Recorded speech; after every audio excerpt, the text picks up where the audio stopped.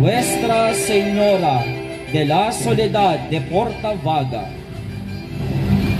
Atin pong saksihan ang pagdaan ng panauhing pandangal, ang Reyna de Cavite y Luz de Filipinas, la Celestial Guardiana y Protectora de la Provincia de Cavite y su Puerto Tesoro Cultural Nacional, ang mapagkandiling ina at Reyna, Nuestra Señora de la Soledad de Portavaga.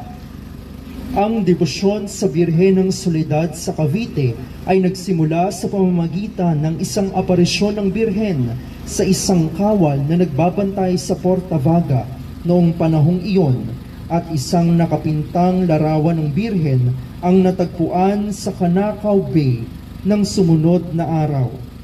Ang isang kapilya ay agad na itinayo bilang karangalan sa kanya, at ang mga deboto mula sa lahat ng bahagi ng Cavite ay dumagsa sa kanyang kapilya, at ang mga himala ay naiulat sa pamamagitan ng kanyang pamamagitan. Ginawaran ng mapaghimalang larawan ng koronasyon kanolikal, kaalinsabay ng kanyang ika-350 anibersaryo ng pagdating mula sa Canacao Bay sa lungsod ng Cavite.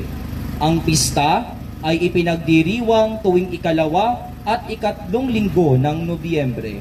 Ang imahen ay matatagpuan sa Santuario Diocesano de la Virgen de la Soledad de Portavaga, Parroquia de San Roque, Provincia de Cavite.